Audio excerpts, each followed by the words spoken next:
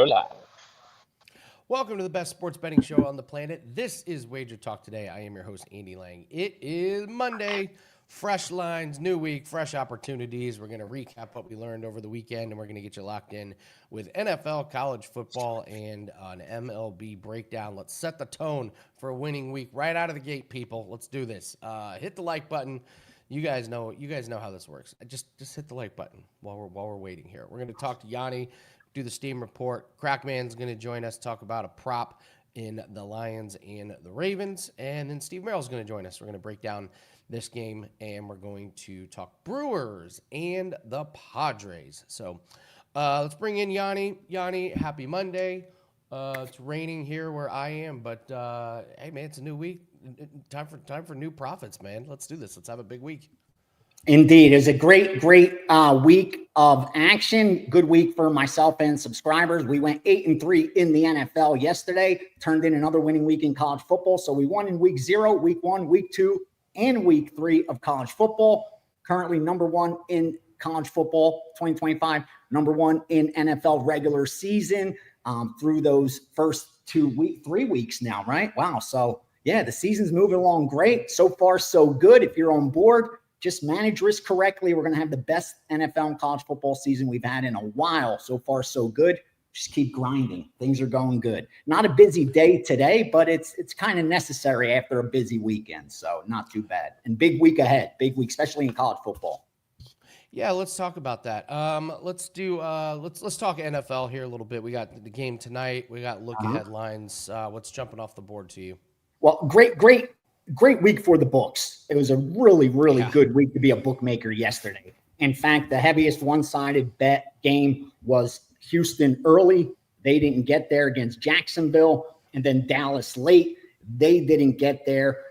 Kansas City did get some of that money back for the recreational bettors, but most of the money line parlays, teasers that were live going into Sunday Night Football were dead by the end of those late afternoon games as the Saints went down. The only one-sided, heavily bet public team, also sharp, that got the money was Indianapolis. They did a really good job of balance yesterday. You saw favorites went 8-6, good balance. Over-unders went 7-7. So it was a really good day for bookmakers. And real quickly, I just want to point out, because people ask me all the time, what stats to look at. None stronger in NFL than passing success rate. If you look, I talk about that all the time. It has the highest correlation to winning that I've found. And right now, if you look at the top 6 quarterbacks that have above a 50% passing success rate, it's Daniel Jones, Jared Goff, Stafford, Allen, Jones, and Hebert. They are a combined 6, 9, 12. They're combined 16-2 straight up, those guys. So, again, it's a little early in the season. Unfortunately for football, we just won't have a big sample size, but you could already project those quarterbacks that are having success, and it's equating into winning some football games. Now, getting into tonight's game, we saw some early sharp money on Detroit, but that was at the look-ahead line of 6.5. That line was like 6.5, 5.5. It went down to, but since it's been about 4.5, we're seeing pretty good two-way action. I'm sure when it kicks off, Baltimore will probably be a little heavier when you factor in the money line parlays. The over continues to get bet. I saw a great stat about those totals that are in the high 50s. They've done really well on going over. This is the highest total so far in 2025 over the last 5 years. Okay.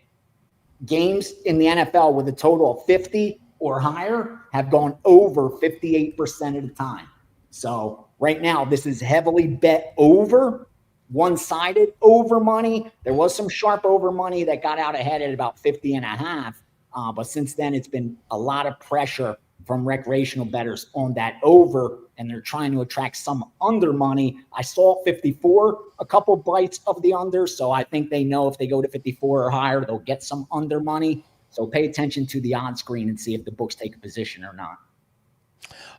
Looking at some of the lines that came out for next week, not really seeing much No early movement. action. Big movement. This is really strange, Gianni. I don't see anything.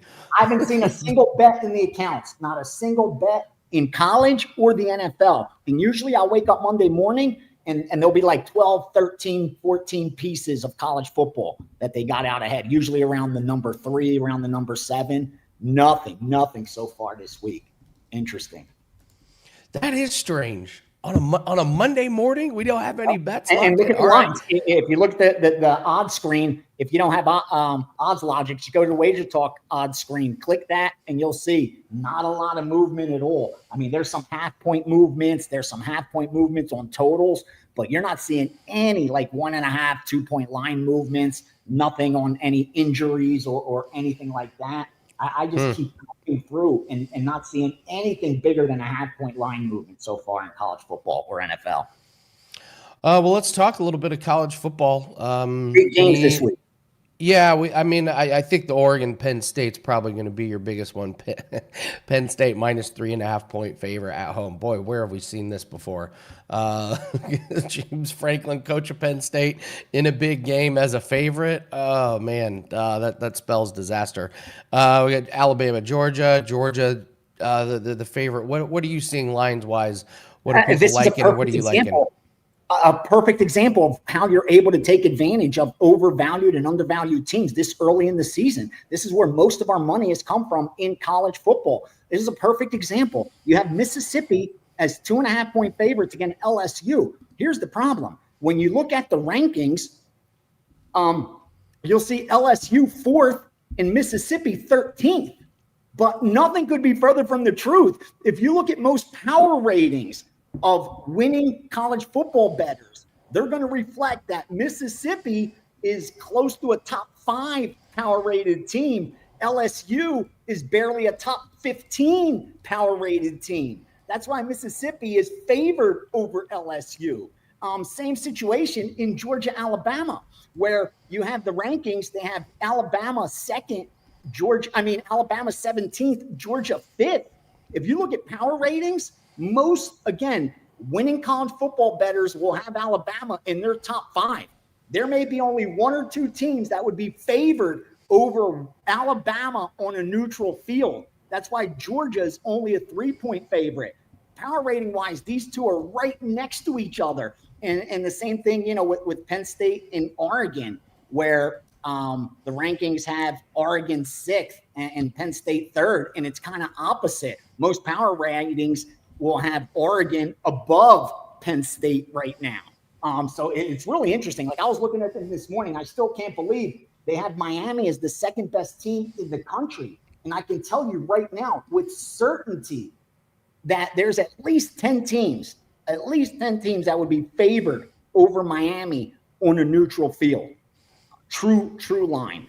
So I think when it comes to college football, until we get later in the season, that'll play itself out. But early on, they're strictly going off records, more or less. You're 4-0, you're in the top 15, top 10, top whatever, regardless of your power rating. But you notice when it comes to the point spreads, no one cares what the ratings are. Vegas backs their opinions with cold hard cash. And if they make a mistake, someone's going to have them paying for it. And that's why they have the 13th ranked Mississippi favored over the 4th ranked LSU, because on their power ratings, it's more like Mississippi's top 5, LSU top 15. So pay attention to those going into this week college football. Over the next couple of weeks, you'll be able to take advantage of that for sure.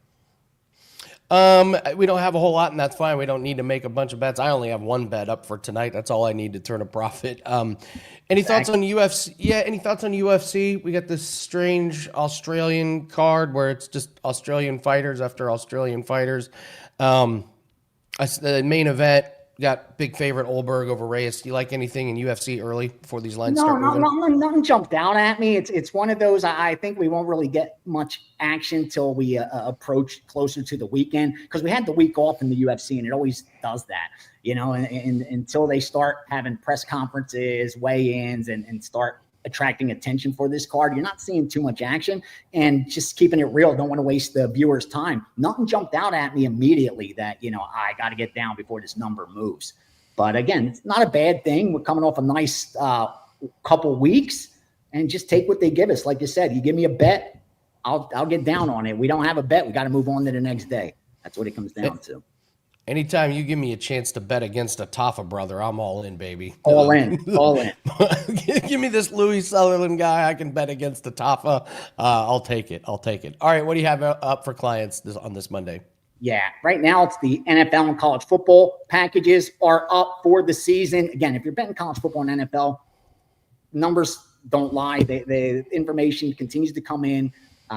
Doing a good job of filtering it and releasing the strongest stuff to subscribers. So far, so good. Again, join us. And I'm working on the Monday night call. I have a strong lean that I'm trying to confirm. If I'm able to do it, that play will be up. Otherwise, we're going to move on to Tuesday because, again, the one goal only.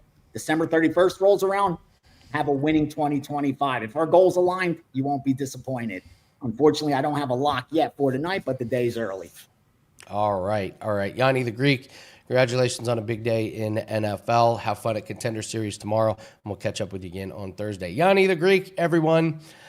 All right, let's do our graphics about the overreactions. Let's talk about some player props and fantasy. We'll talk about where the books won, where the public won.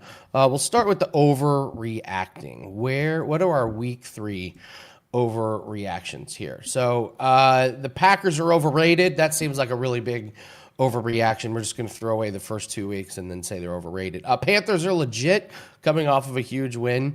Blocked, I see you in the comment section. Colts Super Bowl futures look great. Carson Wentz is better than JJ McCarthy. That one was very popular on Twitter yesterday. Very, very popular. Dan, your Eagles are our passing team now. That was an overreaction. And then my favorite thing, the NFL isn't calling false starts on the tush push. Dan, you had to laugh your ass off when they did call a false start on the tush push, but they called it against the Saints, not the Eagles, which was just absolutely. Of course, they just pick on the Saints. The funnier part is you thinking I was watching the Saints game, Andy. That's the funnier part. We were watching the Saints on the End Zone Live on the live show, and Vino just started laughing. He's like, they just called a false start on the Saints for the tush push. Meanwhile, your Eagles are just getting away with anything they want to do on that tush push. So let me know in the comment section. Let me know in the chat what's your favorite overreaction of the week. And yeah, Bruce, we say never overreact. This is just a fun thing. I go to social media and I try and find some of the funniest overreacting things. I think my favorite is the Packers are overrated. That was my favorite one. Like week 2, we were ready to annoy them in the Super Bowl. They get upset, which by the way happens every single year. So Travis likes the Carson Wentz is better for now. McCarthy looks overwhelmed. Listen, here's my theory about JJ McCarthy. I really truly believe this. I'll get Bill's thoughts. JJ McCarthy had a baby on that Thursday. He and his girl had a baby on the Thursday, and then he looked terrible on the Sunday game. I really think the Vikings went to him and was like, take a month off, be with your newborn son. This is way too much to have a baby, your first baby, and run an NFL team in basically your rookie year. I really think he's not hurt. I think they just said, go take some time and clear your head and be with your newborn baby. Because I didn't see him get hurt in the game. Just after the game, they're like, "Oh, his ankle hurts." So that's I don't know. That was my theory on JJ McCarthy. Not the worst thing in the world. So, all right, Dan, let's move to the next graphic. Let's do where the books won, where the public won. Yanni gave us a few of those already, but. The Falcons was just the brutal one. A lot of money on the Falcons money line, minus the points. That was a big one. Texans money line, Yanni mentioned. There was a lot of money on that Bengals Vikings under, and some turnovers really got that one over. And where the public won, the Colts were the big winner. The Browns and Packers under was a big winner, and Seahawks. Everything that anybody had on the Seahawks cashed in that one. So, all right. So that's where the books won, where the public won. Now let's take a look at props and fantasy football winners and losers. And boy, there's some big names that are massive losers. Winners, Trey Tucker for the Raiders had the huge game. Jordan Mason looks incredible, and he gets another great matchup coming up in the Ireland game. Hunter Henry looked amazing. Jalen Hurts and A.J. Brown, looks like we're not panicking about them anymore. Puka Nacua, just absolute stud. Judkins for Cleveland, he's wrapped up that starting job. Jonathan Taylor's incredible. And Tyquan Thornton, the Patriots passed on him. They released him, and now he's like making big plays for the Chiefs. Here's my theory on the Chiefs. The Chiefs are going to get Xavier Worthy back and then Rashee Rice, and by the end of the season, they're going to all of a sudden have the best wide receiving core going into the playoffs. It's going to be everyone that doesn't like the Chiefs is going to hate what's getting ready to happen. The Chiefs are going to end up with this amazing wide receiving core. All right, big losers, the Falcons. Anytime you get skunked, you're not going to have your fantasy or prop guys do anything. Ashton Genty continues to be a disappointment. We cashed his under rushing and receiving. We talked about it on the show, but that was a nice cash for clients. The Bengals, Jamar Chase and Chase Brown, yikes, we got big problems with these guys. Chase Brown is absolutely terrible. Brian Thomas Jr. is really bad. Jerry Jeudy had a terrible one. And as long as Russell Wilson is the quarterback, Malik Neighbors is in big trouble. So anybody that owns Malik Neighbors is praying that we get Jackson Dart this week. So those are your prop and fantasy football winners and losers. All right, Bill.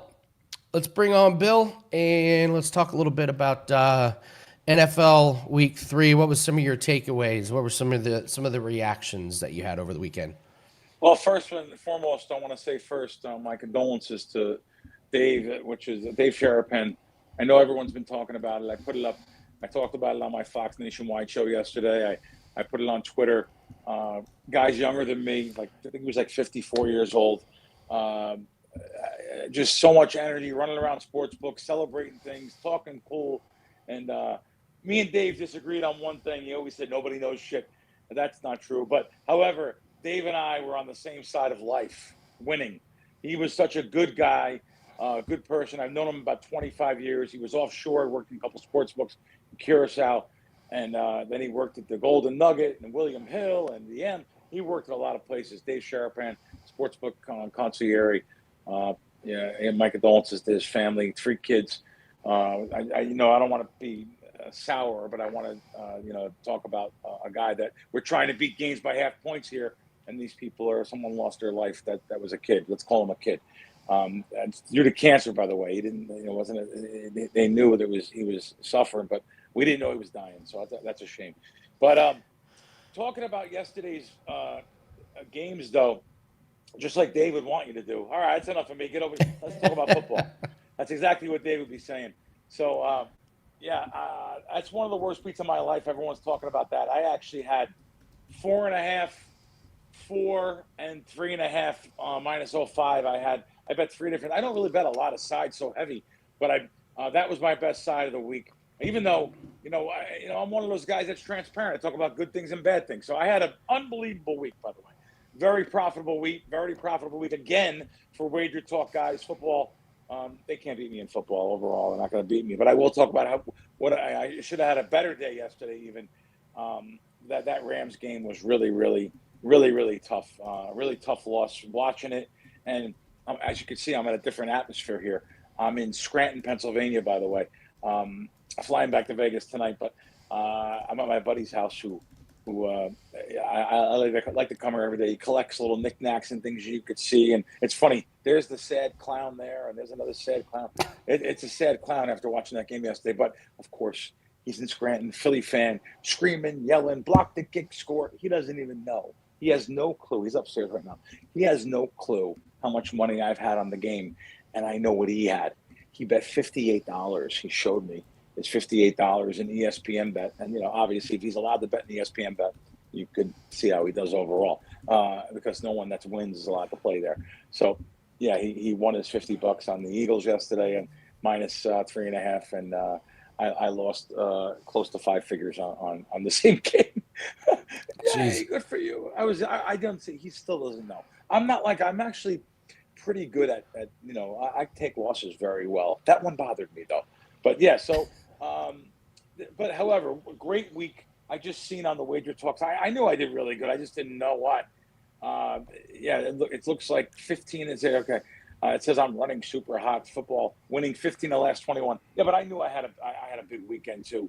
In general, just in general, I knew I had a really good week. So NCAA was again after I think I was 9-3 last week. I'm 8-4 this week again. College football, they have no chance. Let me bet. Let me give the clients that college football. In the end, you got no chance to lose. But we're starting out on fire. NFL was actually 7-3. Could have been 8-2 with them Rams. Listen, it's the softer side of the markets too here. College football in the first 6-7 weeks, fantastic. NFL props, player props, they're not going to beat me overall in player props. And NFL sides, I put out some sides on these games, and overall, you're not going to be able to beat me on more of the props. I'm more into the props than the sides. It's a perfect example, Andy. You can go up to the counter of any sports book and ask what they'll take on Lamar Jackson over under passing yards tonight, and they'll say $500, maybe $1,000. But if you're going to bet $1,000, I need your ID, I need your fingerprints, your eye scans, and everything else. But if you want to bet the side, if you want to bet Detroit or the Baltimore, whatever you can dump out on the counter here. If you could dump out $500,000, we'll take it. That's how efficient that line is compared to player props. So that's the reason. But that's the big thing. That's what everyone wants to talk about. It's the only thing in town people like to talk about is NFL sides, and I get it. It's fun. I sat here yesterday and watched games all day long. I haven't done that from beginning to start. After my Fox show got off the air at 1 p.m. East Coast time, I was on till the end of the Giant game. Sitting here with my buddy. He's screaming, yelling, throwing things at the TV. I got to be blunt. I shouldn't do this to him, but the guy's a multi-millionaire. You're betting $50 a game. What's going on? But this is a good representation of what's going on in America. Like what goes on with these people, with the games, and you could just see the human condition. When I see him, and I know what he's done his whole life. I know he's had companies, businesses, money, tons of money. He's screaming and yelling. I was like, wow. And this really shows me what's going on in America here. ESPN bet, he's got all his apps up there, and I can imagine with these other kids that don't have money, what they're going through. It must rip their hearts out. They're aging by the day. So, it's really, really, like I said, it's what goes on. I'm not making fun of nobody. All I'm saying is you have to bet within your means. You got to have some fun. You have to enjoy yourself. This person bets well within his means, and he's going crazy. So what shot does Joe Public have grinding out, getting paychecks every week and cashing them and sending them to the sports book? So anyway, I know I'm going off on tangents. Hello, everyone. That's all right. Your screen is frozen, but we can still hear you. So we're gonna put me on screen that way. Show my handsome mug. Show double camera, and I lost. Give us a prop that you like for tonight. Okay, so I just seen. I wanted to look at the best line for you, but you could. This is going to be moving around anywhere. I'm looking at BetMGM, but Lamar Jackson passing over tonight. Well, like I said, go to that window, see what happens. Over 231 and a half, 233 and a half. I'm looking at 231 and a half though. This number might seem a little high for Lamar, but the Lions' pass defense they haven't been good this year, and I expect them to stack the box. The Rams to force Jackson to throw more tonight. Lamar finally has some really good receivers out there that are healthy. Flowers, Bateman, Hopkins, Andrews. These guys are all healthy. Game should have some points, like we said. Lots of in the air. Lamar Jackson over passing yards. I like it. I got some. I like David Montgomery over his rush attempts here. And I got to tell you, Bill, what's amazing about the books talking about the props, you can bet way more live than you can. Well, you're laying double the juice live too. Double the juice. Yeah. So you got to remember that. Live NFL and live things in general. It's a very popular thing. They want you to bet live. Just remember, you're on a 30 to 60 second delay, depending on where you're at. Oh yeah. On these live wagers. Now, I'm not saying any sites cheat, but it's real easy for them not to. What it's a gray area for them.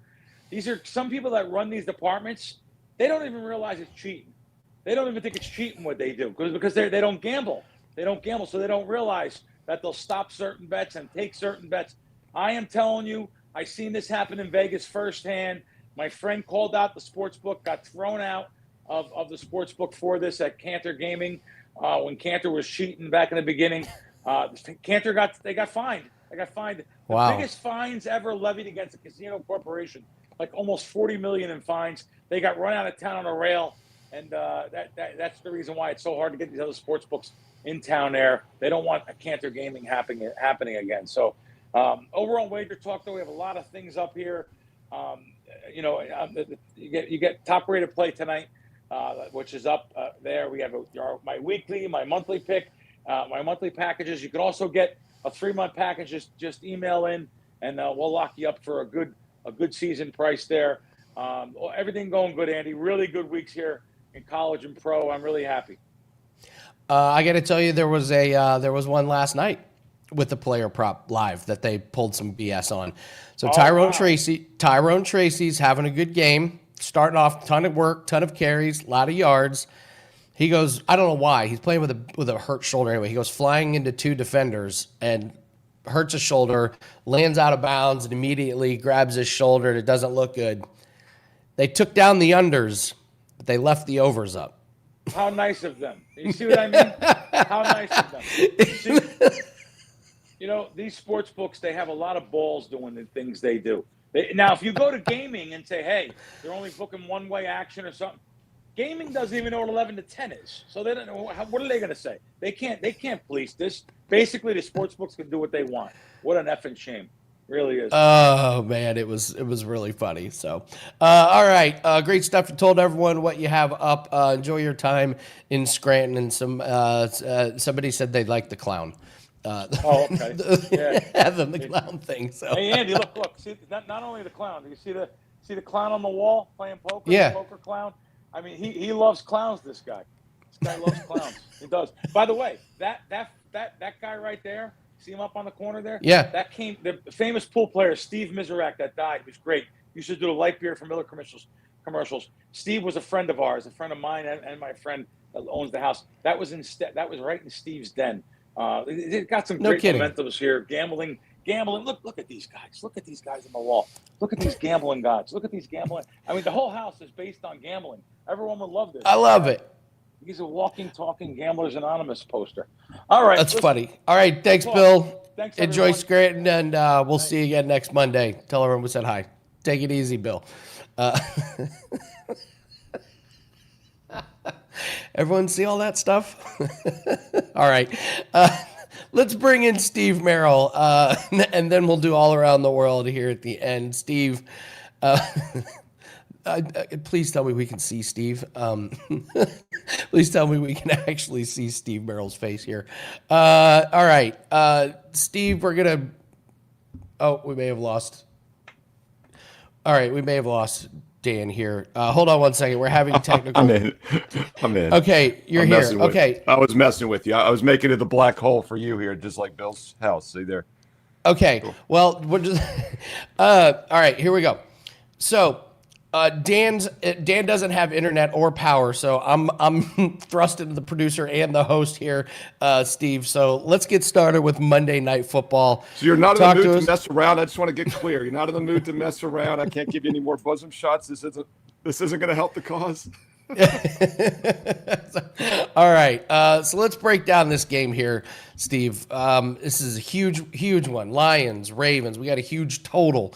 Money keeps coming in on the Ravens. What's your take on this game? Detroit looked bad in week 1 against Green Bay. And I always say don't overreact to week 1. And it's hard not to. We do it even as well because it's the real deal. But it's really semi-preseason still. And then we saw Detroit look really good last week.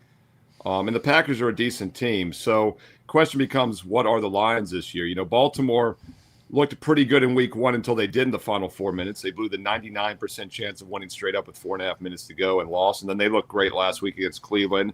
Cleveland then beats the Packers outright. So the 6 degrees of Kevin Bacon is becoming very confusing now. I guess the Browns are better than the Ravens, or I don't know how it works. I did mention in my Fade the Public video, by the way, yesterday, Andy, that I thought the Packers were in a terrible spot. and nobody wanted to touch the Browns. And when it was 10-0, somebody's like, terrible pick on the Browns, Steve. And then, of course, they win the game outright. That was what I needed. That's when you double up. That's when you knew your bet was good. That's when you knew your bet was good to go. That's what I might need to do, Andy, is when I can eventually get on the End Zone Live show, which might be this Sunday, actually. This might be the one Sunday I can do it. We need to wait for that reverse kiss of death that I'm sure all of us get. That might be the best betting in-game strategy in history, actually. And one dude one time said, all your plays are losing. It was like 3:21 p.m. and half of more than that ended up winning. I felt it took all my power not to be like, so your sports books lets you put in exact results at 3:21 p.m. Where do you get that bet? And it had one view on Twitter. Sounds like it's not worth responding. But yeah, it really is remarkable when everyone all of a sudden jumps ship how things turn. So my point is, we'll find out more about the Lions tonight. I don't like the fact they're outdoors. I do feel like they're better on the fast track indoors. But hard to imagine this won't be a high-scoring game. Total, as we speak right now, I'm looking at the odds logic screen. It is lighting up at some of the sharper books. DraftKings just went to 54.5. Pinnacle's juiced 53.5 to the over. So is Bookmaker and Bet Online. So some sharp action coming on the over right now. I'm sure the public will be there as well. I've got a sneaky player prop for you. How about Lamar Jackson rushing yards over, Andy? Lions play a lot of man-to-man coverage. I think Jackson's going to be more mobile than he was the first 2 weeks. He averages normally 50, 60 rushing yards a game during his career. I think he's like at 41.5 right now. I think he gets into the 50, 60 range tonight. And hard not to like other offensive players on both of these teams over. So props over tonight. I know it might sound square, but I think it's going to work. All right, let's take a look at MLB. Not a lot of games today, but we got the Brewers and the Padres. Really good pitching matchup here. Peralta for Milwaukee, Pivetta for San Diego. How do you break this game down? Yeah, baseball is fading about a week to go or so before the playoffs. And like you said, just 3 games tonight, a very light card. And this is probably the best of the 3. You've got 2 teams with solid playoff records this year. About 2-3 weeks ago, they had odds on best record in baseball. The Brewers were like minus 1,100, and that was like a month ago. That's how good they've been this season. And they're now 34 games above 500. Padres, 14 games above 500, still playing pretty good baseball as well. Both teams exactly 6-4 their last 10. Both hovering around 500 their last 20 and their last 30. In fact, the Padres' last 30 are just 15-15. And the Brewers, despite being 34 games above 500, are just 16-14 their last 30. So I really think both teams kind of in equal current form here. So let's look at the pitchers. And both pitchers have excellent numbers this year. Pivetta, 2.8 ERA, 176 innings, which is already 30 more innings than he pitched at either 23 or 24. And he did not look good in his last start against the Mets on September 17th. 7 hits, 3 runs allowed in just 4 innings. So maybe be a little cautious with Nick Pivetta going forward. And that could be bad news for the Padres maybe as well. Freddie Peralta, meanwhile, 2.7 ERA this year, and he's been even better over the last month and a half. Since early August, a 1.4 ERA. He's pitched 169 innings this year. He went 173 last year, 165 the year before. So all things equal, I trust Peralta more tonight. Obviously, it should be a low-scoring game based on numbers this season, but Pivetta worries me. Let's stay away from the total. Let's look at the Brewers as a slight dog. The best team in baseball with, I think, the better pitcher on the mound tonight at plus 105. Hey, sign me up for the Brewers as a live dog tonight at 9:40 Eastern. I like it, Steve. I like it. I got to get your take on favorite overreaction. We did overreactions earlier. So we have Packers are overrated. Panthers are legit. Colts Super Bowl futures look great. Carson Wentz is better than J.J. McCarthy. The Eagles are a passing team now. And the NFL isn't calling false starts on the tush push. We had to laugh at that because they called one, but it was on the Saints, not the Eagles. Yesterday, it's like the league's just picking on there. What's your favorite overreaction? Packers overrated, Wentz, Colts? Yeah, well, it's the first one, but I was going to say, when I was looking at the games this week, I'm not big on McCarthy, and I wasn't big on the Vikings last week. We talked about that on the show. I thought it was an upgrade having Wentz there, so that didn't surprise. But, yeah, the Packers, we have to go there. We talked about that just a minute ago.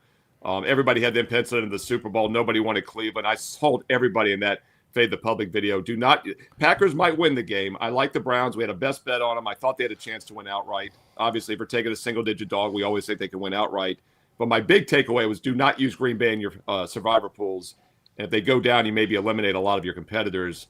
And I'm not going to overreact to that. It was a terrible spot for Green Bay, not only off the big divisional win against Detroit, but also the Thursday night win against not my Washington Commanders. And now, guess what? This Sunday, they're on the road for the Sunday night game at Dallas.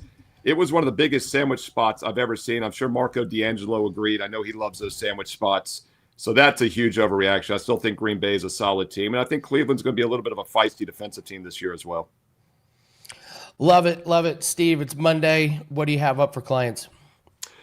So, of course, tomorrow's $5 Tuesday, Andy Lang. I know you miss Abe, but I love doing the Monday shows with you because what we do Monday is knock out a bunch of the weeknight videos and check in later tonight, usually around midnight or so they go up. So they'll be up Tuesday when you wake up and go to work. You can watch them all day at work. It's kind of like March Madness that Monday. No one gets things done. Well, I'm trying to make sure no one gets things done on Tuesday because it's $5 Tuesday. You can buy multiple plays at WagerTalk.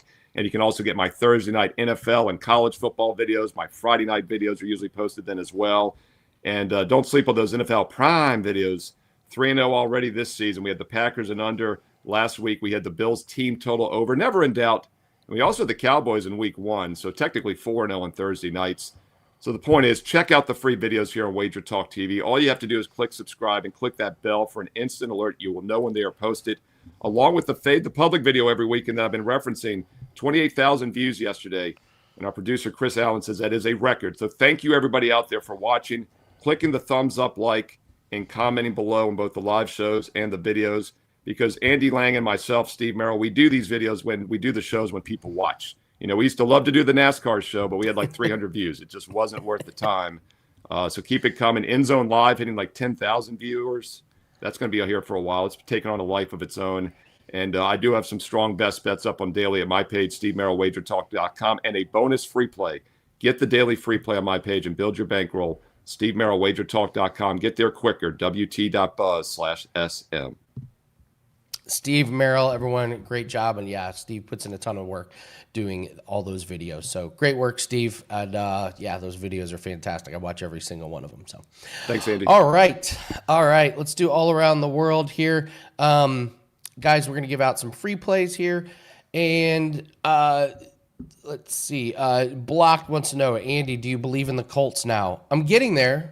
They you know, Titans aren't great. They should have lost against Broncos. They're much better than I thought they were going to be. So, yeah, do I believe I'm getting there? I'm getting there.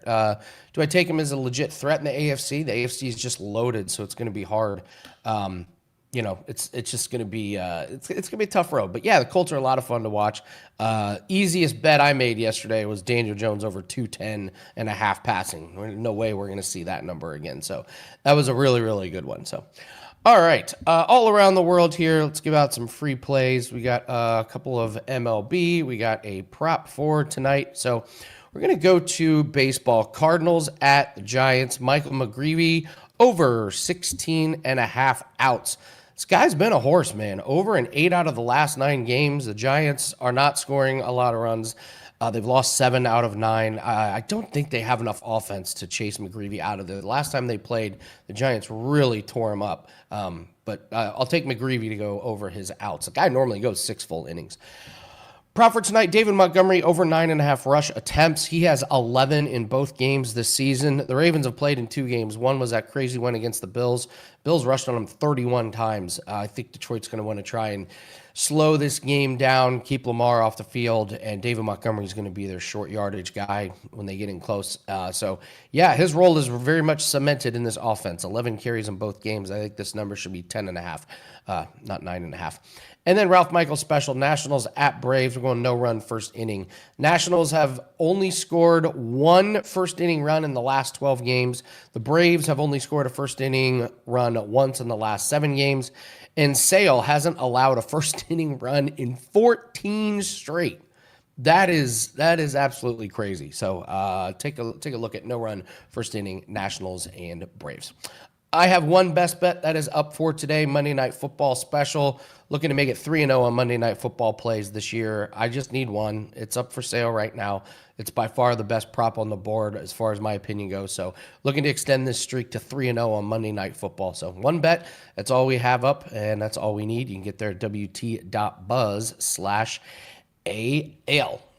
All right, guys. Thank you so much for joining us. I know we've talked about Dave Sharapan in the chat. He meant a lot to the industry. He meant a lot to us. Our hearts go out to his family, and a lot of people here at WagerTalk were friends with him and worked with him a lot over the years. So we have a little video package here that we want to share with everyone. It's just got some of the people that work at WagerTalk talking about him. So rest in peace, Dave Sharapan. In person, no drama. No drama. What? It's Tuesday. No, it's Friday. What are you talking about? Week 2. Get some info out of this man. Stop yelling. What's he always Bite yelling me. for? Bite me. Not just a pretty face, with a multicolored beard. And it's not just Flex Tuesday for everybody. That's exactly how you should approach it. I got a purple suit with a vest. You can't make this stuff up. This is purple. This sounds like some drama.